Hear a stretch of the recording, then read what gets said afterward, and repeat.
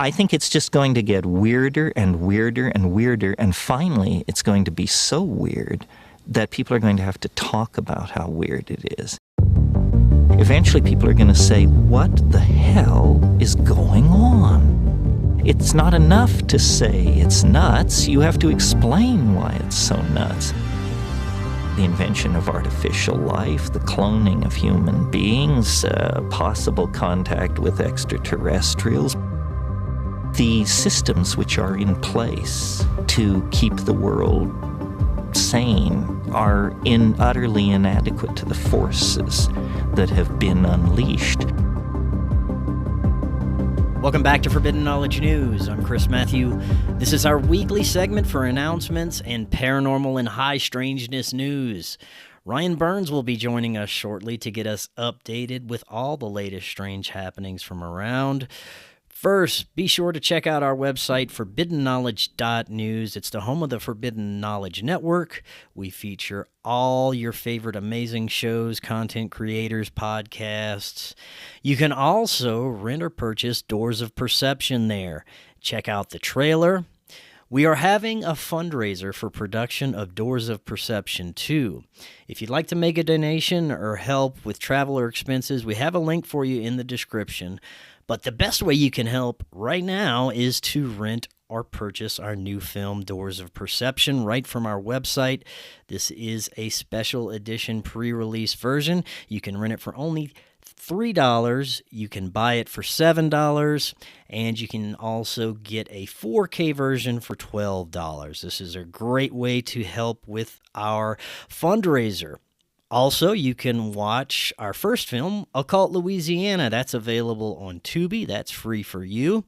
And Doors of Perception is coming soon to a streaming platform near you. I'm looking for guests that have experienced glitches in the Matrix, paranormal phenomena, contact or abduction experiences. Any of these types of paradigm-shattering events or experiences that you'd like to share with the audience, email me, forbiddenknowledgenews@gmail.com. All right, it's time to bring on Ryan Burns. He is a researcher from the Uintah Basin. He operates Space Wolf Research near Skinwalker Ranch. Ryan, welcome back. How you doing? Great to be here. Just unmuted. Sorry about that. Well, things are good. Thanks for having me on. Well, thanks for doing this, man. I really appreciate it. We're going to have some fun with this today. Like I said in my intro, this is a new experimental news segment, but hopefully we'll get some great information out of these and we'll be able to keep them going. So, Ryan, for those that may not be familiar, just tell us a little bit about yourself, your work, and where the folks can find you. You bet. Let's see. They can find me at heroparanormal.com. That is the little podcast that I like to delve into certain things. It's a great opportunity to talk to people I otherwise wouldn't have the opportunity to talk to. And I also have a little science project up in the Uintah Basin of Utah known as spacewolfresearch.com. which is a private real estate company that's kind of dedicated itself to private working with programs and operations, experimenting with like different research methods to detect and anticipate anomalies. And we work with different groups on scientific endeavors. And as you know, occasionally we work with content creators to provide a glimpse into the mystery. But yeah, that's a little bit about me, and yeah. Awesome, man. Well, let's start with some of the things that may have been going on in your neck of the woods. Anything that you're working on that you can discuss with us? Yeah, so really interesting stuff. I actually just last week was up in Utah, just got back, went up to investigate a sighting of, I guess what you would call a dog man, dog woman, things people would typically call skinwalkers. There was a sighting by a local, not far from Space Wolf Research, actually just down the road, at a crossroads. They saw, for lack of a better word, what you would typically picture as a werewolf a 8 to 9 foot tall, massive, hairy creature with the head of a wolf. It was just after 11 p.m. and this woman saw it in plain view. Really good view of it. And she is of Native American descent and has lived in the area all her life. And this was the first time she'd seen something this horrific. Very, very trustworthy source, very honorable person. And it was enough when I talked to her over the phone for me to, jump in the car, head up for the week, and investigate it and kind of retrace the steps of where this thing had been. And all I can say is it's pretty fascinating. Right on. Is there any other information that you uncovered since you've been investigating it that you can talk about? Anything that you're looking for in the future when it comes to this case? Yeah, this case was interesting because there was physical evidence along the waterways. And typically these creatures, these entities will kind of disappear or head for liminal spaces. So fence lines, waterways, tree lines, anything that will create a break in the landscape is a way for them to either dimensionally disappear or just look for cover. And this particular case is no different. That's exactly what this entity did. And interestingly enough, where this sighting took place, and I followed it right to the exact location. And where this sighting took place is a place that nearby, I've personally had 2 sightings with other people present. And both of those times were in a vehicle driving. And those times were during the day. They weren't of what I would call a full shift into skinwalker form, but they were mid-shift on one, and the other one was a little bit strange. To quickly go into it, the first time I saw it was with our head of security, Alan Jin, and he picked me up. We were going to breakfast, and on the way there, we see, for lack of a better word, a completely nude, younger girl, I would say in 21, of Native American descent that had just jumped over a fence line, no shoes, no anything. All she had was a satchel that I'll kind of turn the computer because I've got one on the wall that skinwalkers will typically use. And that's what they carry their magic, bad medicine in, and their objects for rituals, etc., if they happen to have it on them. And that's all she had was this satchel. Jumped over the barbed wire fence, crossed the road, smiled and waved, jumped the next one, and ran into the field. And I was shocked. I also kind of like waved and awkwardly smiled because I didn't know what else to do. That was the first time.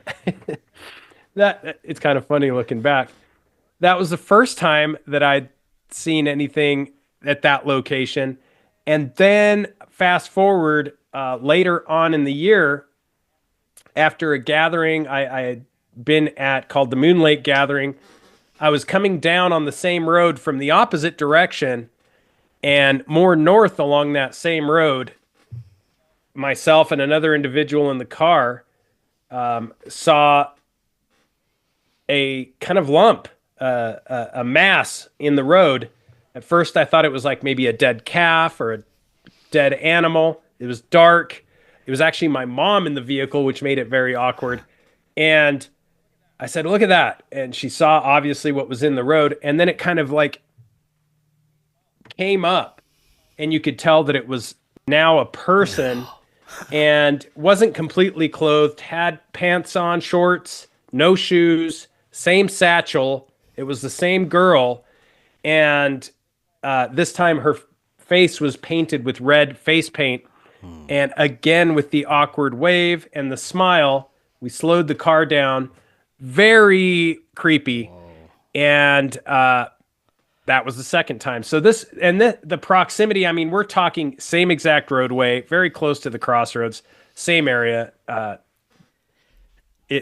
I believe it may be the same entity, but you never know with these things. There may be more than one. Let's talk a little bit more about the possibilities with this.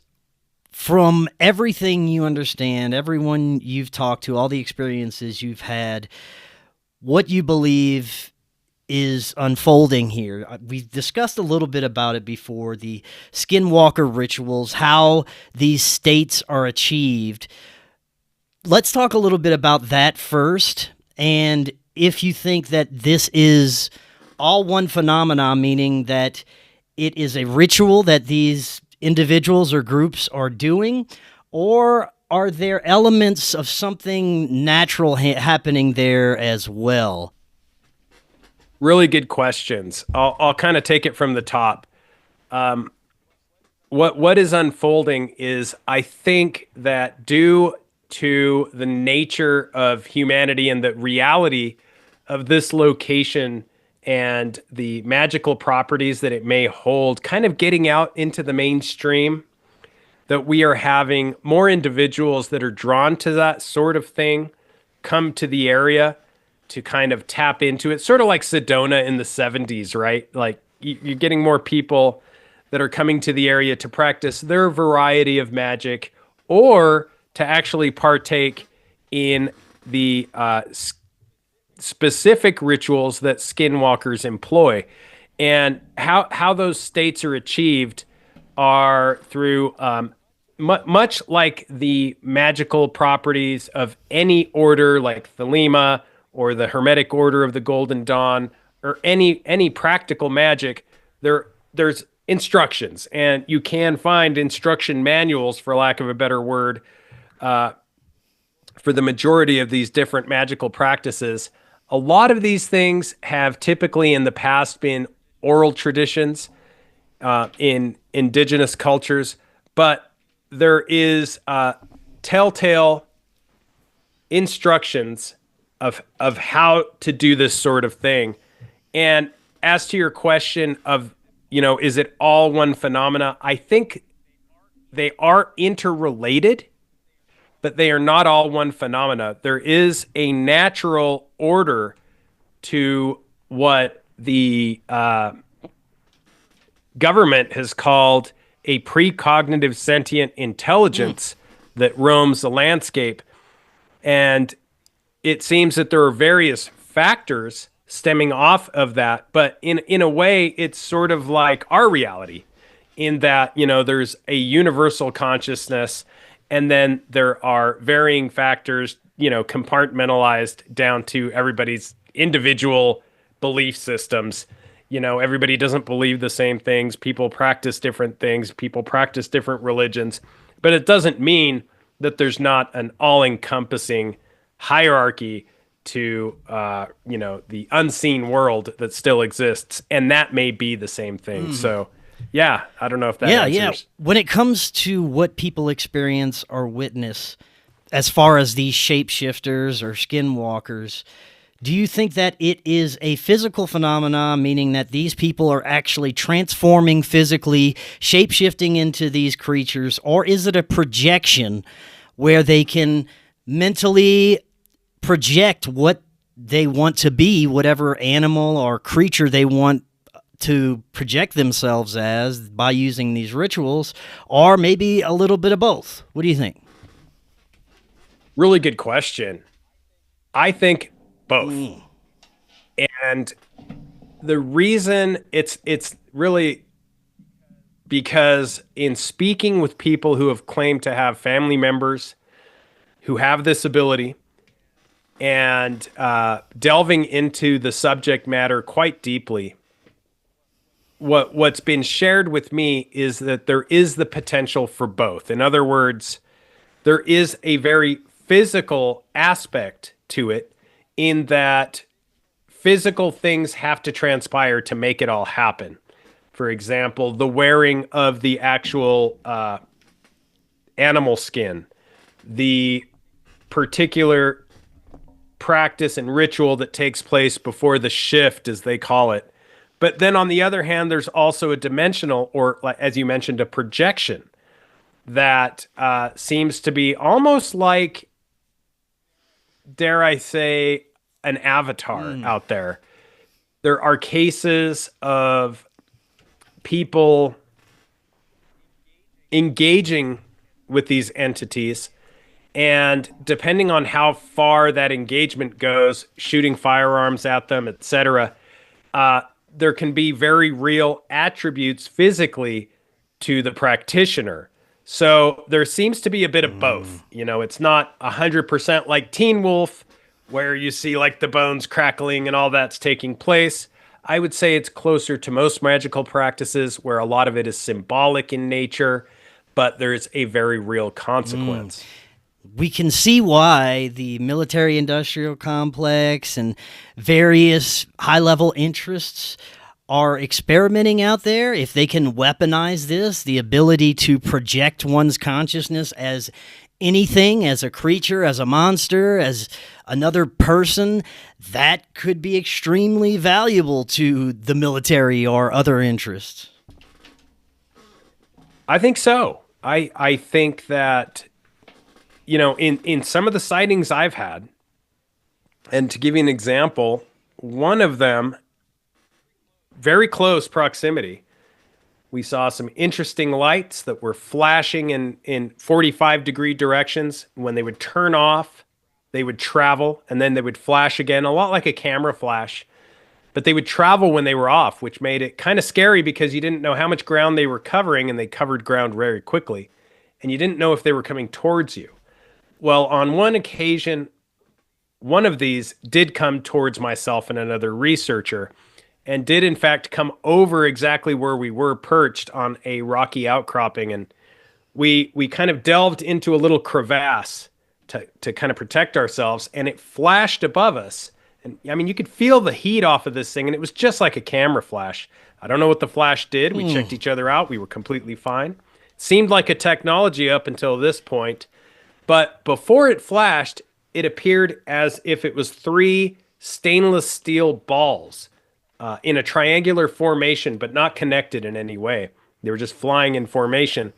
And again, still seemed like a technology at this point. Then we heard it kind of thud into the desert landscape not far from where we were. And we peeked out of the crevasse, and you could see where it had disturbed the desert landscape. Kind of that soft desert sand was still floating around where it had landed, and you could see the impression. And moments later, it began to sort of eject, dare I say, what looked like nanoparticulates or coalesce in something that looked like insects or gnats, and spiral into a canine. Right before our eyes, it materialized into a real nuts and bolts canine, a wolf-like creature right in front of us. That's crazy. Now, at that point, it was no longer a technology that I was familiar with, or the other researcher. And when it comes to weaponization, after, and this is years, you know, I've been thinking about this after the fact. And if you were to weaponize something like that, we do have adversaries in the Middle East that believe in the jinn, you know, an entity that quite literally comes from smokeless fire, almost exactly what we saw, this coalescing of nanoparticulates spiraling, just like the genie in the lamp in Aladdin. You know, you rub the lamp, and here's this spiral of nanoparticulates that become something. Yeah. And if you could weaponize that technology against, let's say, adversaries in the Middle East, you could take down a base without, you know, sending any troops into the field. So again, it's all just theory, but 100% could be weaponized. That is so insane, man. Well, before we move on from things that are going on in the Uintah Basin, is there anything else that you've been looking into? Anything that you're working on? Anything upcoming? Yeah, there's a few really interesting hot topics here in Vegas, where I'm at right now. I came across, well, I'll just not go into either one too deeply, because I know we're on a limited time it's all right. schedule you take here. Your time. If we need to stretch it, we can. Okay, there is a new, longer 911 call that's been, let's just say I've Yeah, heard it. It's out. we did that on the last show you were Yeah. on. We showed that to the audience. That was great. Yeah. For the audience that's unfamiliar with, there were some alleged aliens that landed in the backyard of a family, the Kenmore family here in Vegas, and the full 911 call has been released. That's very interesting. I've been delving into some of that. And then just yesterday, I spoke with a dentist who had a client come in, a kid, 7 years old, and he was missing a couple of teeth. Usual at that age, these things happen, but it really looked as if these teeth had been pulled by someone else. And he asked him about it, and the kid said, yeah, sometimes my parents have their friends come over and they get in their robes and get in a circle, and they pulled my teeth to grind them down to make powder for their magical rituals. And this has, in Vegas, there's long been, it's like many communities, these rumors of like these dark black cults, practicing in the shadows in private homes. And they're often, fairly high-end neighborhoods, etc. And so the dentist reached out to me. I know him quite well. And he said he had to notify some people about that because these were, not loose teeth like most 6 or 7 year olds have. He would have probably lost these teeth anyway, but these were, engaged with. They were pulled out in a pretty rough manner. And interestingly, this has transpired in other locations here in Vegas. There is a lot of information surrounding what is now the Zach Baggins Haunted Museum on Charleston near the Strip, which used to be known as the Wengley Mansion, who was a prominent businessman. And allegedly there were dark rituals of this type and worse taking place in that basement. Some celebrities have come out and said that they were there. And that's why Zach Baggins, the guy from Ghost Hunters, bought the property. And interestingly, that this brings about like these multi-generational curses, because a lot of these families seem to have multi-generational aspects. They're doing it because their parents did it, because their parents did it, etc. And, we started discussing the fact that, sometimes these curses have, they spread a little bit. And interestingly, Aaron, Zach Baggins' right-hand man, you may have heard his wife was recently arrested for a murder for hire plot. She's allegedly gonna have him taken out instead of like marriage counseling, I guess. I don't know, like 0 to 100 really quick. But yeah, it does seem like these dark effects seem to permeate a lot of the individuals and the places that are hotspots. So I don't know. We'll have to keep Definitely, digging. that is crazy. I've also heard other cases where people involved in paranormal investigations, they go to a lot of dark locations.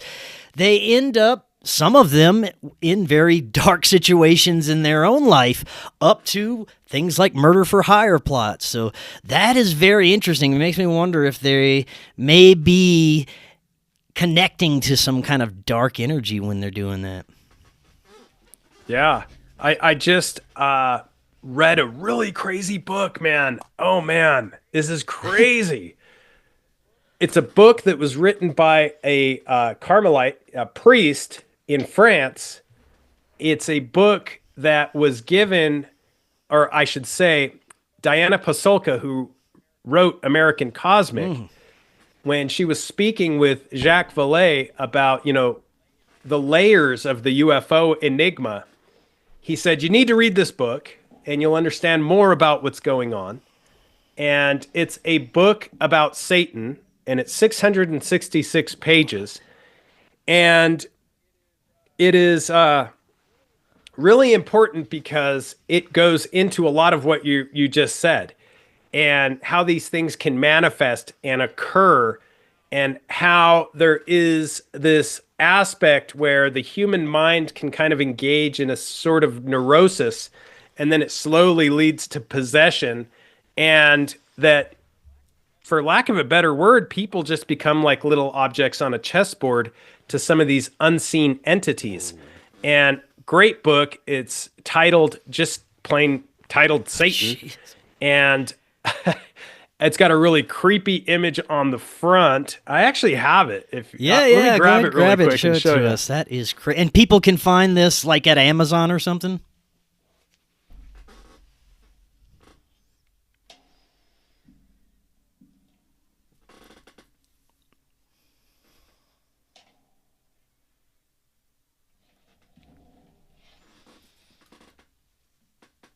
I got too many I books see that. here. It's all Sorry. right. No, I got it here. It's worth the wait. Yeah. So can people just get the... All right. Oh, wow. Oh, goodness. That is horrific. Yeah, so that's... So can people just pick that up on Amazon? No, man. So that's the other thing. Like, this book is like super hard to find. Ah. And allegedly, this cover is sort of like what Satan would appear to be like if you like are able to strip him of all his masks, all of his deceptive masks that he wears. And it's really interesting because it goes into, you know, all the things that And you who mentioned. wrote that book? And, okay. So it is written by... This one's been like totally restored. This thing sold for $5.50 back in. Yeah, this is a true first edition. This is a 1951. It didn't really come out until 1952. But it is, that's what it looks like. It's through Sheed and Ward. And it is written by, pull his name here. Pere Bruno de Jesus Marie. So he's a Carmelite priest, and it's very interesting. It has like the Latin chants and stuff having to do with Satan. Wow. Anyway, it's the real deal. So this book sold for like $5.50 originally. It looks like somebody picked it up for $2.75. Nice. And I've seen it online for as much as $3,000, but yeah, you just can't find them anymore, and they're not publishing it. But the information inside is a lot like what you're talking about, how, you know, a lot of the mental illnesses that are around nowadays that people just throw chemicals and pharmaceuticals at now are very much, in the opinion of many priests, attributable to this neurosis.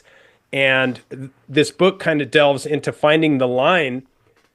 There is a line between the neurosis and actual possession, where these entities just move into, you know, people and do like what we were saying, you know, like something that makes no sense, absolutely zero sense. And where there's no rhyme or reason or motive, it's just darkness employing a avatar. Wow. I'd love to do a deep dive into that book. Maybe we could come back on sometime soon. We could explore that a little bit, because that is absolutely fascinating for sure. Now, there's a few things that I wanted to touch on before we close out. I know you've been looking into the Tesla truck fire incident a little bit. I know it's a little dated, but I'd love to hear any updates or information that you can share with us that you found out. Really interesting stuff. Okay, so I have PDF images of the guy's IDs, like really fine copies that were sent to me from someone who knew him. And this guy, according to everybody, absolutely everybody that knew him, this guy was a stand-up guy, your typical Green Beret, you know, nothing weird there. It seems that for whatever reason, things may not appear exactly as we see them. In other words, he was using a Signal account to reach out to a variety of people. And his Signal account, after the whole ordeal, let's just call it the barbecue, in front of Trump Tower. After the whole ordeal, there were changes made to his Signal account, which nobody could have made except for him or the highest level of government hackers. And these happened after the whole ordeal. Also, some really, really knowledgeable videographers have gone in and step by step, frame by frame, looked at the video itself. And it very much appears, for lack of a better word, as like the guy's already dead. I mean, I'll just, or there's a body in the vehicle that may not be his, or possibly there is a highly realistic training doll. I mean, it could be a number of things. There's just very little movement. And for anybody familiar with a 50 caliber weapon, you would have to, I mean, they're heavy weapons. And when they go off, you would see some movement. I mean, and things are not going to, the environment inside that vehicle is not going to stay the same after a 50 cal goes off. Even if you're just shooting it out the window, it's so loud that your head would recoil, that your ears would probably both burst, your eardrums. And there was no silencer, allegedly. So there's a lot of really strange things. I'm just theorizing. I'm not saying anything happened. All I know for a fact, if you follow the data, is his Signal account was changed after the whole ordeal, which is an impossibility. And interestingly, he was talking about these drones, which is kind of stuff he can't talk about. He probably would have ended up in a cell for talking about. And those are the drones that were being seen over on the East Coast around New Jersey.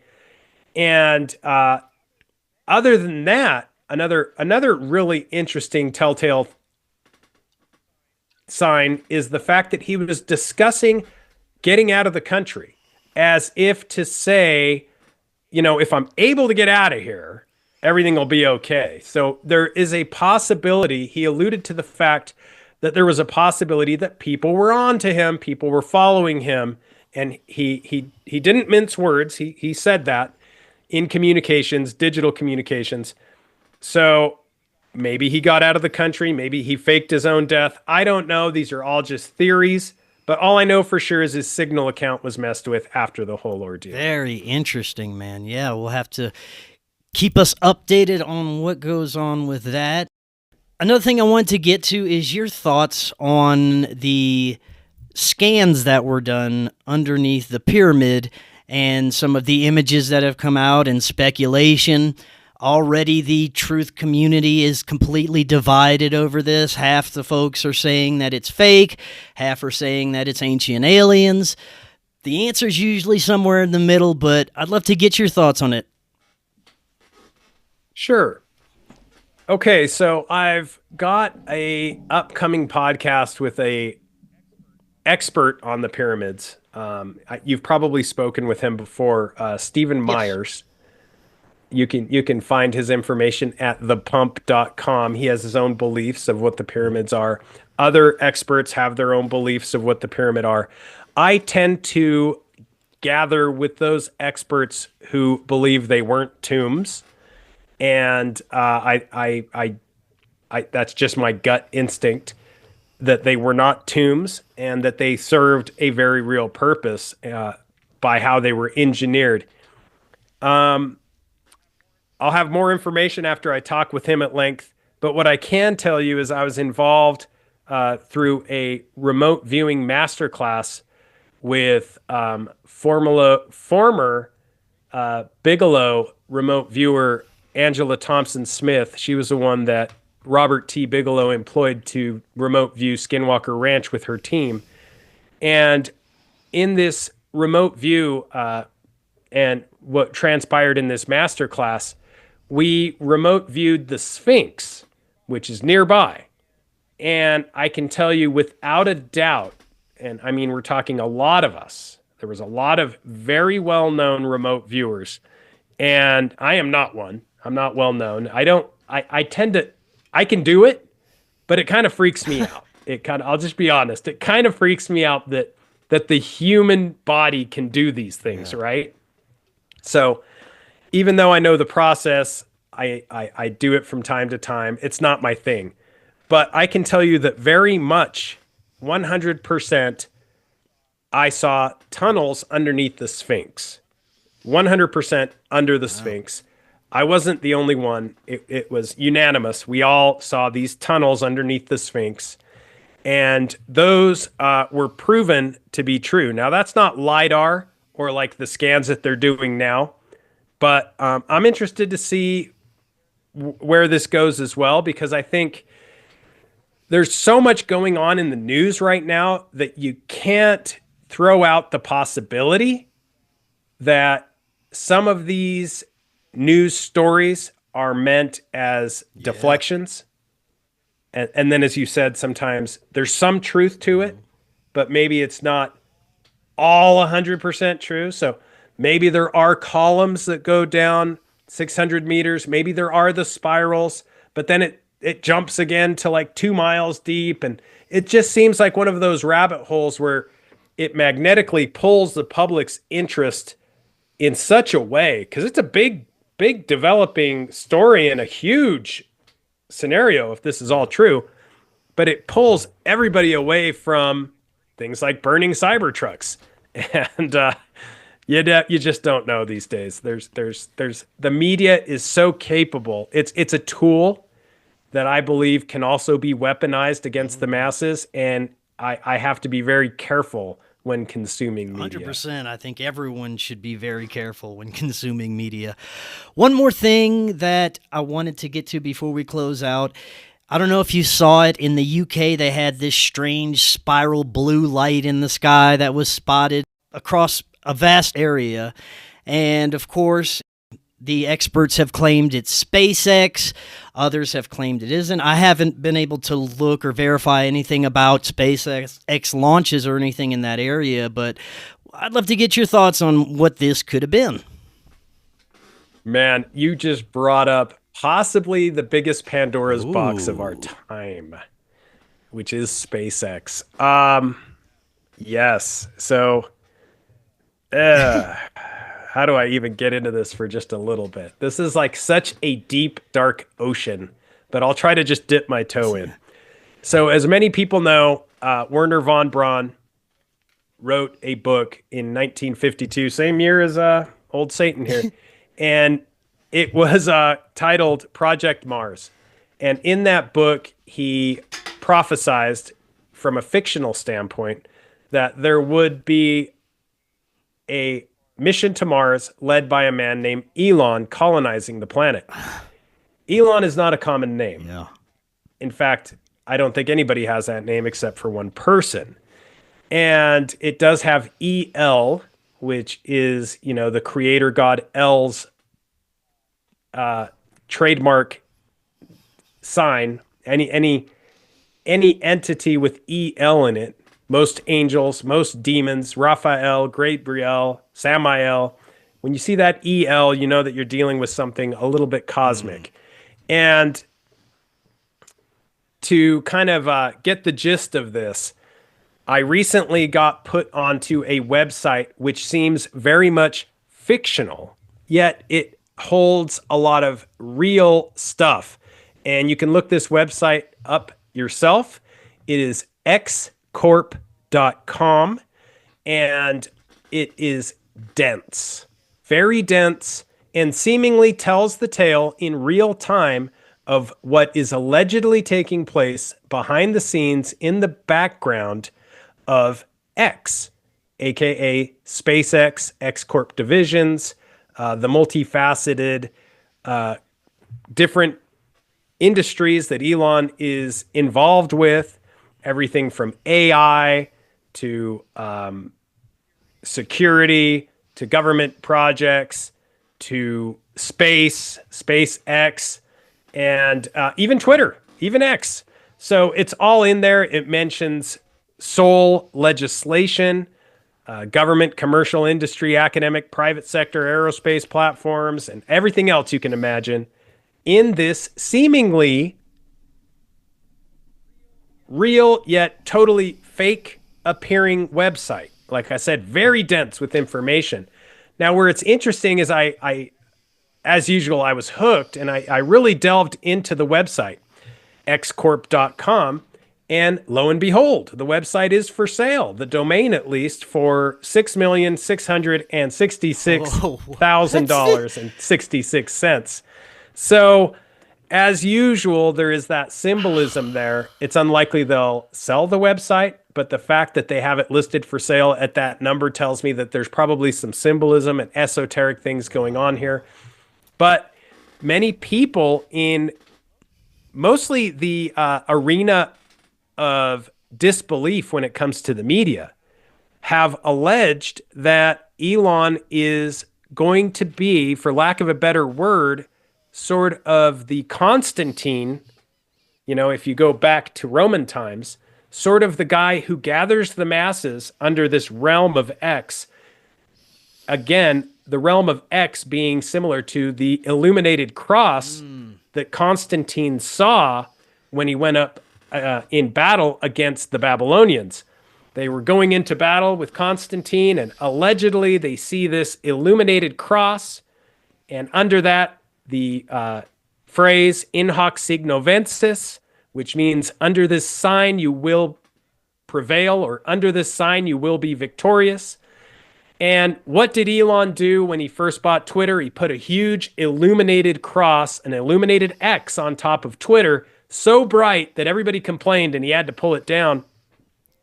And when it comes to Elon, SpaceX, and this website, X Corp, it does very much seem as if everything is under this X symbolism.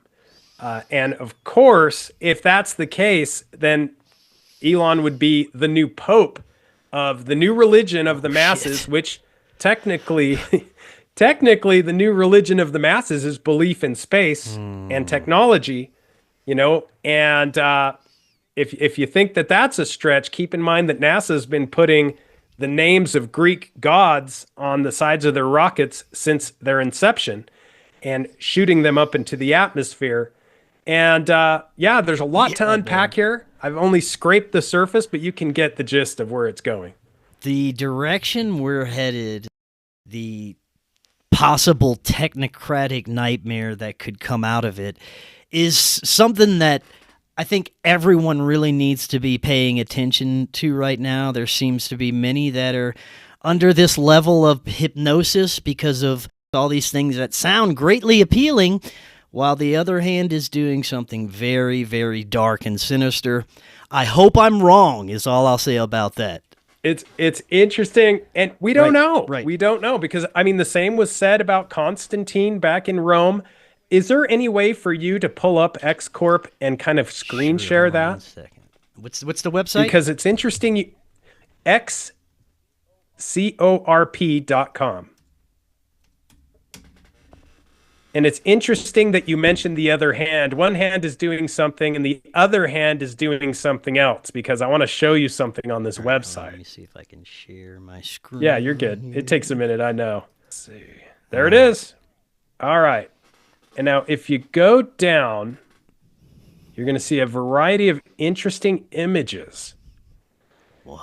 And some of these things go into UAP Task Force. They're actual documents. I've looked at them. You have the, interesting CGI images, him looking into the crystal ball. Whoa. And if you go down, you'll see a few interesting documents. You'll see ancient documents of UFOs, as well as new documents and images. Whoa, this is so weird, man. Oh, this is dense, man. This is dense. This is like shocking. Huh. And why would you make this website just for fun, right? And so if you keep going, speaking of the left-hand path and, the right hand doing one thing and the left hand doing another, eventually you will get to an image where it very much appears as if, there's a lot of imagery of Elon and Trump, but this website had this image long before Kash Patel, who lives in Vegas, by the way, became the director of the FBI. And if you go down, there's an image where Trump's left hand appears to be reptilian. I don't know if you can see that. Again. Let's see. And we've dove, and it's quite a ways Okay. down. It's quite a ways down. There And it you is. and I have kind of dove into. There it is. Yeah. So it's interesting you mentioned that one hand's doing one thing while the other's doing another, because here you kind of have that.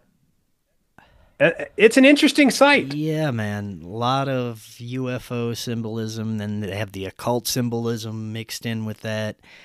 And just a lot of information. You're right. Who would take the time to put this all together just for fun?